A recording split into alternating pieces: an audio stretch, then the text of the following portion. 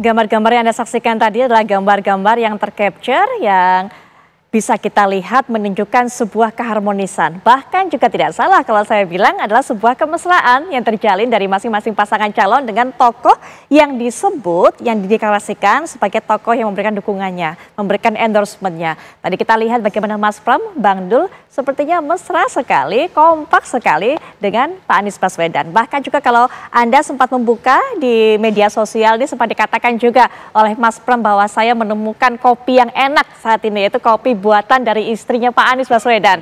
Nah kemudian kita juga tadi lihat bagaimana Pak Jokowi datang ke Jakarta, kemudian mengatakan saya juga akan ikut bergabung juga diundang dalam kampanye akbar dari Bang ataupun juga Kang Ridwan Kamil atau Kang Emil begitu dengan Pak Suswono. Bahkan tadi juga mengatakan Pak Jokowi ini saya tahu track recordnya seperti apa sehingga kemudian yang oke pilihannya adalah ya pasangan calon nomor urut 1 sebagai gubernur dan juga wakil gubernur Jakarta. Tapi apakah kemudian klaim dari masing-masing paslon ini yang mengatakan didukung oleh tokoh-tokoh yang luar biasa, yang satunya adalah mantan gubernur Jakarta yang memiliki masa yang luar biasa, anak abah yang kita tahu. Yang satunya juga ini merupakan mantan Presiden Indonesia, Pak Jokowi yang juga luar biasa masanya, ini bisa berdampak signifikan terhadap masing-masing pasangan calon. Kita akan gali lebih dalam mengenai hal ini. Kita akan dengarkan bagaimana pandangan dari Mas M. Triandika atau Muhammad Triandika Kurniawan selaku pengamat politik Universitas Bagri. Assalamualaikum warahmatullahi wabarakatuh. Selamat malam, Waalaikumsalam, Mas Mbak Putri. Baik, dan juga sudah bersama kita pengamat politik Universitas Indonesia juga akan memberikan pandangannya dan juga catatannya, yaitu ada Mas Aditya Perdana. Assalamualaikum warahmatullahi wabarakatuh. Selamat malam,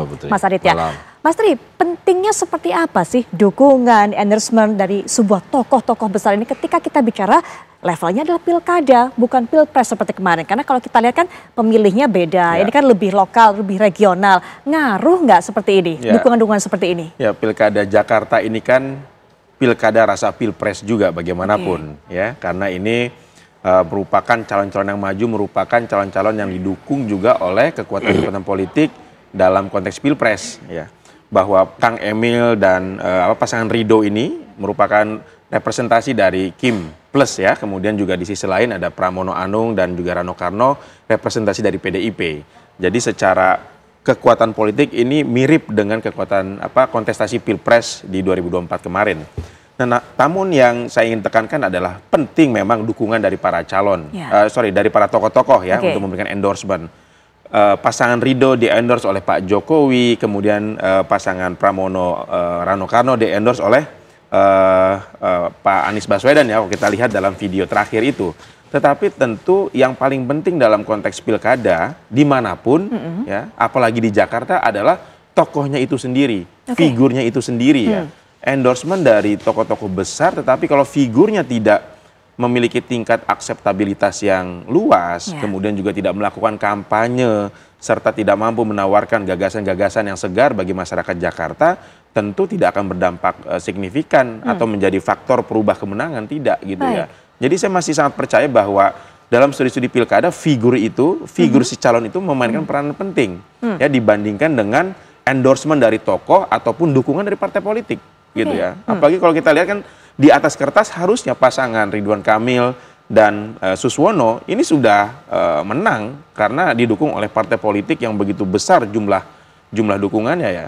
Namun kalau kita lihat survei terakhir justru ada kecenderungan ya pasangan Pramono Rano ini lebih melesat ya peningkatan dibanding dengan pasangan Ridho ini. Betul sekali, bicara mengenai tokoh, akseptabilitas tadi dikatakan oleh Mas Tri. Apakah memang tepat begitu mengajak Pak Jokowi begitu pasangan Ridho untuk bisa menunjukkan dukungan? Apakah cukup berpengaruh? Karena kalau kita lihat betulkah Jakarta ini merupakan ladang dari para pemilih ataupun juga dari pendukung dari Pak Jokowi? Bicara mengenai Pak Anies Baswedan mungkin beda kondisinya, Mas Aditya. Memang ada kondisi di mana pengalaman Pilpres 2024 lalu Mbak Putri yang mengatakan bahwa, dan itu berdasarkan data juga ya, bahwa endorsement Pak Jokowi terhadap calon pada waktu ketika beliau sebagai presiden mendukung Pak Prabowo itu memang ada perubahan yang signifikan gitu ya. Kami pernah beberapa kali survei nasional paling enggak, waktu itu kan memang Pilpres, itu ada beberapa pertanyaan yang kami buat dan kita tanyakan kepada pemilih ya, ketika misalkan Pak Jokowi itu mengendorse seseorang itu dampaknya apa? Apakah akan terjadi perubahan? Memang ternyata benar ada. Ya, pada waktu itu dalam konteks yang kita bicarakan adalah yang saya bicarakannya adalah Pilpres. Betul. Dan pada saat itu waktu itu Pak Jokowi adalah presiden. Betul. Sehingga kemudian akan ada punya impact-nya adalah ke banyak hal. Misalkan masyarakat yang masih punya percaya, terus kemudian nanti ada instrumen kekuasaan lain, entah itu birokrasi, entah aparat keamanan yang juga akan bisa membantu itu dan bisa menjelaskan soal itu. Tapi dalam konteks ini pilkada, menurut saya itu masih diragukan gitu ya, apakah efek itu ada gitu ya. Khususnya untuk Pak Jokowi. Ketika Pak Jokowi hari ini bukan presiden, Pak Jokowi itu juga memang pernah jadi gubernur Jakarta, tetapi itu kan sudah lama gitu ya. Tapi pada saat yang lain itu dibutuhkan magnet bahwa ini adalah gerbong yang memang diyakini menjadi satu kesatuan dengan Presiden Prabowo, dan di mana Presiden Prabowo itu didukung oleh Pak Jokowi. Ya. Nah, gerbong itu yang mereka harapkan ini bisa nyambung dan kemudian pemilihnya itu satu pemikiran soal itu. Betul. Nah, dalam kerangkanya, ini kan kerangkanya elit, Mbak. Ya. Logikanya memang itu bisa masuk, tetapi belum tentu akan mudah diterima di publik. Baik, di grassroots kenyataannya seperti apa kecenderungannya, Mas? Tadi yang seperti dikatakan oleh Mas Andika bahwa tidak mudah juga ternyata bahwa Kang Emil untuk masuk ke grassroots, ketemu sama orang Betawi, berkomunikasi dengan orang-orang pasar Tanah Abang segala macam, yang kemudian mereka saling rebut titik massa dan segala macam. Betul. Meskipun harus diakui juga di situ ada PKS misalkan. Tetapi yang saya ingin katakan lagi adalah beberapa lembaga survei mengatakan bahwa pemilih anak Abah, ya, pendukungnya Anies Baswedan, mau itu di Pilpres ataupun di Pilkada DKI sebelum beliau digagalkan dalam tanda kutip ya proses itu memang terbelah, Mbak. Okay. Terbelah ke Pramono dan terbelah ke Emil. Nah, terbelah itu something gitu ya bagi para calon ini, gitu ya. Karena ini yang bisa untuk gimana caranya untuk bisa digeser ke satu, jangan terbelah jadi solid gitu ya. Tapi solid menjadi satu begitu kan, memberikan suaranya untuk siapa? Nah, itu yang oleh masing-masing. Nah, itu yang dalam kondisi survei sekarang memang krusial. Baik. Nah, karena kan hampir seimbang kan antara Rano Karno dan juga Ridwan Kamil dan juga Pramono. Gitu. Baik, dengan kondisi terpecah seperti ini, anak Abah yang diperebutkan oleh masing-masing pasangan calon, bagaimana kemudian siapa yang bermain, apa yang manuver-manuver yang membuat masing-masing pasangan calon bisa merebut kesolidan itu? Tapi nanti Mas Andika, Mas Aditya, kita akan bahas lebih lanjut setelah jeda berikut ini. Kami sudah kembali. Kita kembali lanjutkan perbincangan. Mas Andika, tidak bisa dipungkiri bahwa kemana kemudian para pendukung Anies Baswedan akan berlabuh, anak Abah ini menjadi rebutan, menjadi perhatian kita juga. Kalau tadi sempat dikatakan sepertinya terpecah, tapi apakah kemudian dengan Ges Khalifa kemarin datang pada saat debat mengatakan saya mewakili Anies, itu artinya sudah bagaikan dirijen yang mengkonsolidasi semuanya suara anak Abah bahwa akan menuju Mas Pram semuanya. Keunggulan untuk pasangan 3. Jadi memang kalau dilihat dari manuver para pendukung Anies Baswedan, kita lihat lebih cenderung sekarang ke pasangan Pramono Anung dan Rano Karno. Bahkan juga dalam foto terakhir antara Pramono dan Anies Baswedan itu nampak sekali ya gestur positifnya, aura positif bahwa dukungan Anies ini nampaknya akan mengalir kepada Pramono Anung. Dan kalau kita lihat juga di jalan-jalan sudah banyak posko-posko para pendukung Anies Baswedan yang memberikan dukungan kepada Pramono Anung. Jadi kalau dilihat dari fakta sosial hari ini gitu ya, sangat bisa dibaca jelas bahwa para pendukung Abah ini, Anies Baswedan lebih cenderung memilih Pramono Anung dibandingkan dengan Ridho ya, pasangan Ridho. Ya meskipun tadi Pak Aditya mengatakan dua endorser ini, Pak Jokowi dan juga Pak Anies adalah mantan gubernur DKI Jakarta. Tetapi satu sisi ya sebenarnya mendekati Pak Jokowi bisa jadi memberikan dampak positif, dampak elektoral ya. Bagaimanapun Pak Jokowi juga punya pendukung di Jakarta.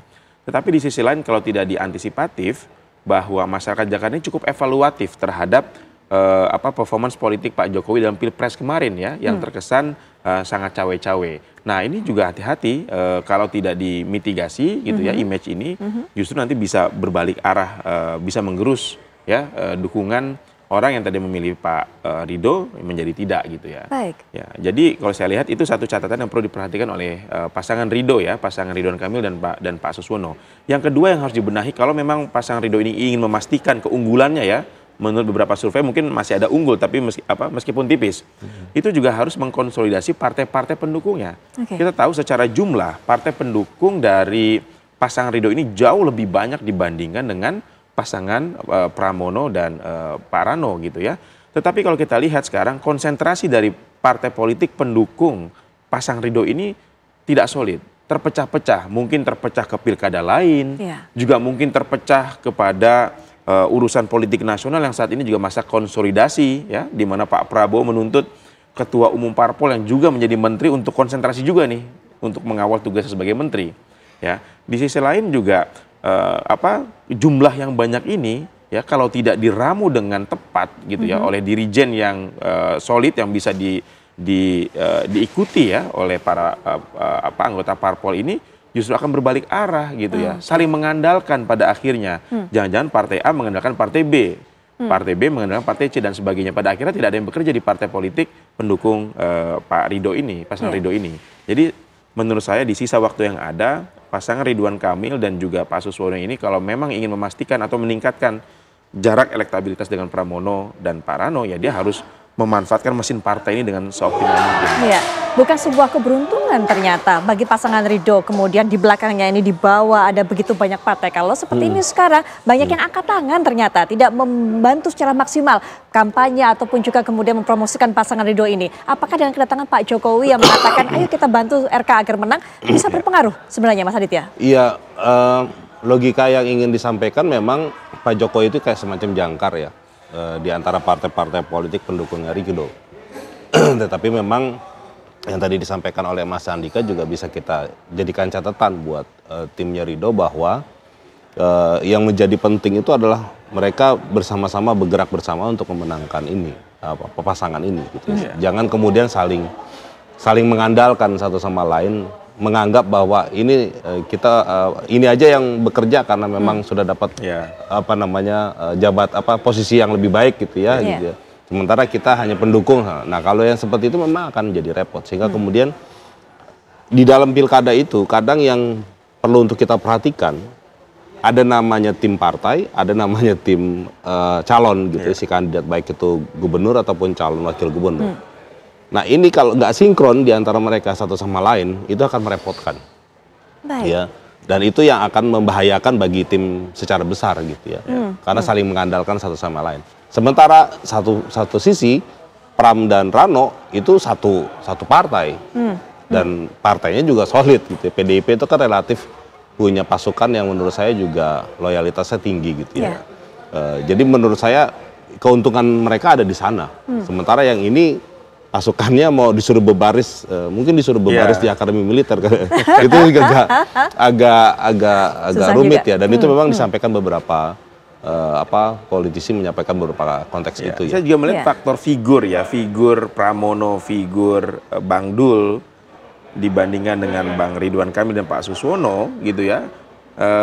Tantangan bagi pasangan Ridho adalah dia harus bisa lebih mengakar ya di masyarakat Jakarta. Bagaimanapun Pak Pramono dan Bang Dul ini lebih lama quote and quote tinggal di Jakarta ya dibandingkan dengan Kang Emil dan Pak Suswono. Ya Pak Suswono memang didukung oleh PKS partai pemenang di Jakarta, tapi Pak Suswono sendiri ini kan bukan figur partai yang selama ini menjadi rujukan dari Partai Keadilan Sejahtera itu sendiri di Jakarta ya. Sehingga sekarang yang saya lihat dari data survei justru ada juga ya cukup besar juga pemilih PKS yang tidak mendukung pasangan Ridho, justru memilih pasangan Pramono dan Bang Dul ya. Dari survei tersebut, maaf saya potong, tapi dari survei tersebut apakah kemudian mereka menyatakan apa alasannya ternyata tidak mendukung Pak Suswono malah berpindah ke paslon nomor 3? Iya, salah satu faktor yang saya baca juga mungkin secara kualitatif nih ya saya melihatnya adalah banyak yang kecewa juga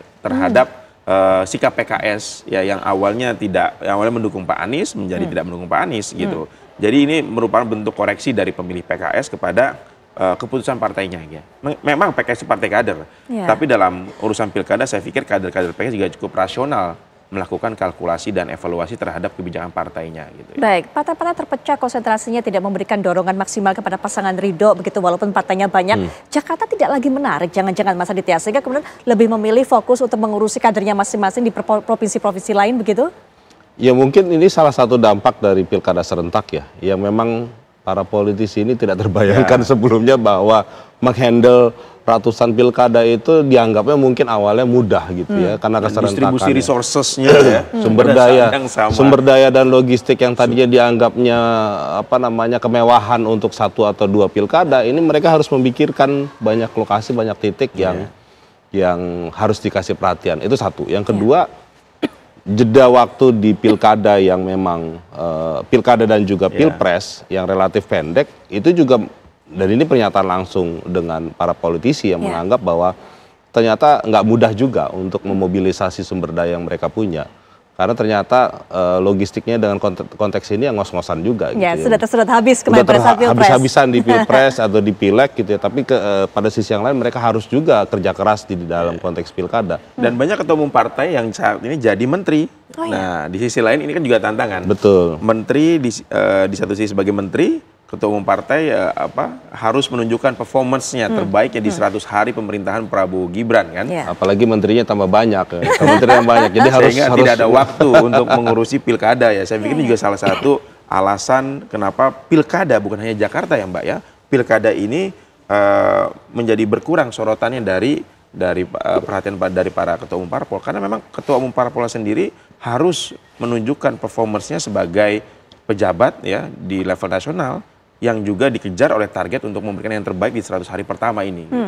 Atau sudah tidak penting lagi bagi masing-masing partai ini untuk bisa menunjukkan cengkeramannya di daerah masing-masing, kekuasaannya, bahwa Yogyakarta ataupun juga Jawa Tengah ini milik partai siapa, kemudian Jakarta milik partai siapa. Masih penting nggak dalam kondisi seperti ini, masih relevan nggak sih Mas? Konstelasi politik pilkada bagi elit masih penting. Jakarta masih dianggap sebagai titik sentral ya, persaingan politik ya, untuk referensi di 2029 mendatang. Apalagi kalau ingin dikatakan bahwa Pak Prabowo ingin segaris dengan apa yang dijalankan ke bawah gitu ya. Maka masuk akal kemudian bahwa memenangkan hampir semua wilayah menjadi sesuatu yang penting gitu ya bagi pemerintah. Pemerintah ini kan kita bicara banyak partai politik yang tergabung di dalam koalisi pemerintahan. Sehingga bagi mereka penting.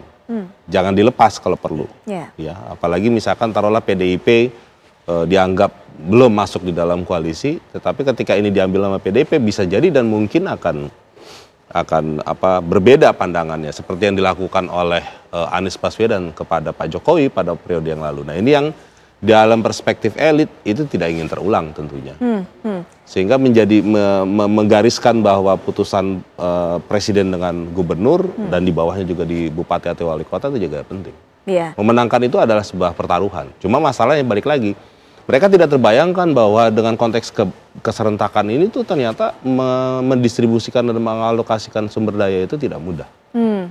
Jadi itu memang perjuangannya juga nggak gampang gitu. Betul. Berat sekali. Apalagi ditambah dengan istilahnya keroyokan gitu ya, berkoalisi dan dianggapnya semuanya pada mau keroyokan untuk saweran gitu ya. Dan itu dalam pandangan para politisi nggak ada istilah saweran.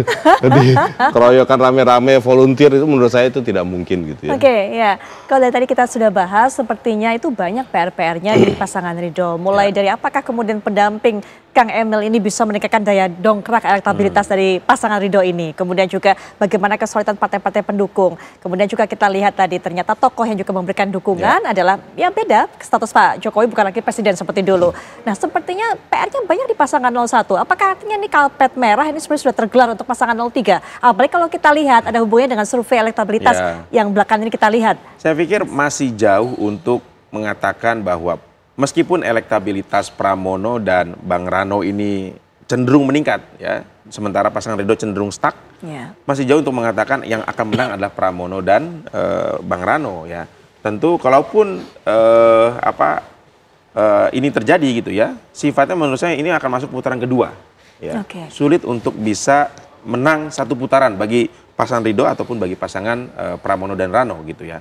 Sehingga menurut saya kembali kepada hipotesis dasar saya terkait pilkada nih Pak Adit ya, bahwa yang paling bisa mempengaruhi adalah sang kandidatnya itu sendiri gitu ya. Kalau kandidatnya itu tidak turun ke lapangan secara maksimal, tidak berinteraksi dengan warga secara banyak waktunya gitu ya, dan juga tidak bisa menghadirkan gagasan-gagasan yang sifatnya segar bagi masyarakat Jakarta yang sangat beragam itu, tentu endorsement dari siapapun tidak akan memberikan dampak yang signifikan. Karena pilkada itu terkait dengan figur, ya, terkait dengan figur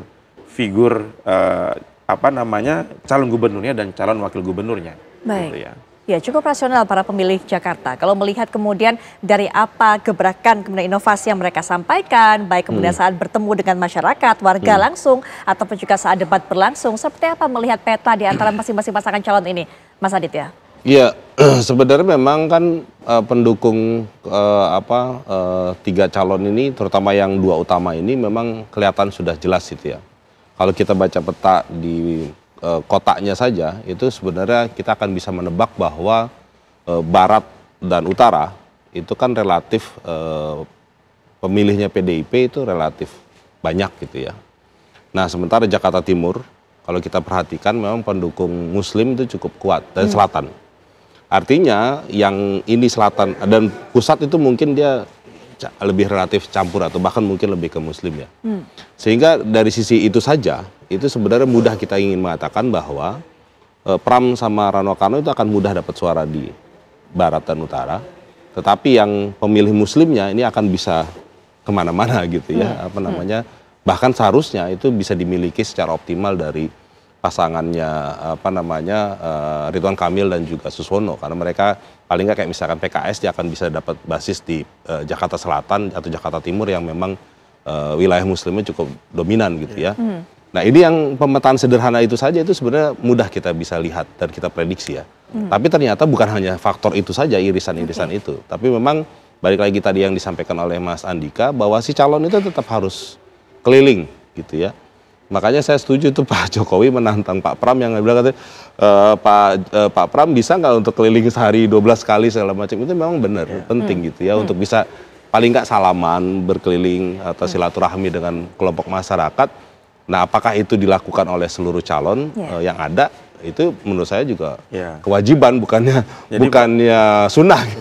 Para calon ini menurut saya, saran saya jangan terlalu sibuk untuk safari ke elit-elit nasional ya. Kalau Jakarta ini saya lihat justru yang paling berpengaruh adalah elit-elit di level organik. Tokoh ulama, tokoh masyarakat ya, ketua umum dari Forkabi ataupun organisasi masyarakat di level lokal, itu yang harus banyak dikunjungi oleh para calon gubernur dan calon wakil gubernur. Iya, sambil saya sambil kita lihat juga di layar kaca ini, Mas Andika, Mas Aditya. Kalau tadi kita sudah berbicara mengenai dukungan dari anak Abah, dari para pendukung Pak Anies Baswedan. Nah ini mungkin juga Ahoker, para pendukung juga Pak Ahok. Sepertinya juga kalau kita lihat gambar ini sudah bisa menjelaskan kepada kita ke arah mana suara para Ahoker ini. Ini sekali lagi menguntungkan paslon nomor 03, Mas Aditya. Iya, karena memang kalau Ahoker kan kita bisa meyakini bahwa Ahok itu adalah bagian dari PDIP, itu clear, jelas. Tapi pada sisi yang lain tentu yang tadi saya bilang juga bahwa mungkin ada irisan-irisan yang bisa mengatakan bahwa Ahok itu akan adalah pemimpin yang punya ketegasan dan rasionalitas yang tinggi, sehingga kemudian ada irisan yang di daerah lain, wilayah lain yang juga memang dia punya intensi soal itu. Jadi saya pikir memang itu akan jadi menarik gitu ya. Dan selain Ahokers kan tentunya soal Pak Anies ya, Pak Anies yang kemarin pertemuannya dengan tertawa renyah dan segala macam itu kan bukti untuk mengatakan bahwa Anies itu sudah berpihak kepada Pram. Betul. Meskipun kalau kita baca fenomenanya itu sehari atau 2 hari setelah mereka ditetapkan, itu mereka kan ketemu di CFD gitu ya. Itu sebenarnya sinyalnya udah kelihatan dari awal gitu ya. Cuman mungkin ada satu situasi yang belum ketemu dan belum tuntas atau mereka mulai bersepakat nanti aja di akhir gitu ya, agar kemudian nanti semuanya bisa diterima dulu sama Anies gitu ya, dan kita tidak tahu. Tapi yang saya amati yang dilakukan oleh Pak Pramono ini kan mengikuti formula politik di level nasional ya. Kalau kita lihat misalnya mempertemukan atau menggabungkan masa pendukung Abah dan masa pendukung Ahokers gitu kan. Ini di kontestasi Pilkada 2017 ini kan cukup sangat berseberangan ya. Tetapi sekarang bisa dipertemukan.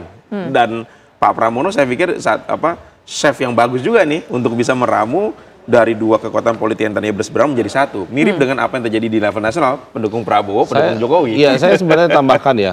Soal formulasi yang disampaikan Mas Andika itu, sebenarnya kalau saya melihat dari periode yang kemarin di Pilpres, itu tendensinya bisa memang. Karena kami pernah juga untuk survei mensurvei 2 kelompok ini.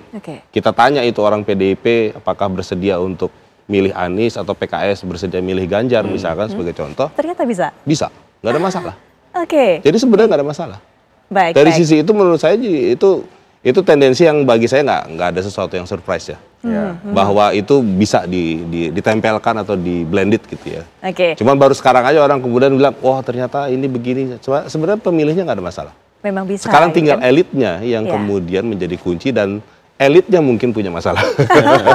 Tapi masalah apapun itu yang dimiliki oleh masing-masing pasangan calon, tugas mereka tentunya memanfaatkan waktu yang tersisa sebelum 27 November untuk bisa merebut hati dari para calon pemilih. Tadi katakan oleh 2 analis di samping saya, bagaimana upaya pendekatan kepada masyarakat, turun langsung, bersentuhan langsung, mendengarkan apa keluhan mereka, bisa menjadi salah satu hal yang membantu untuk mendongkrak suara mereka. Mas Andika terima kasih, Mas Andika terima kasih.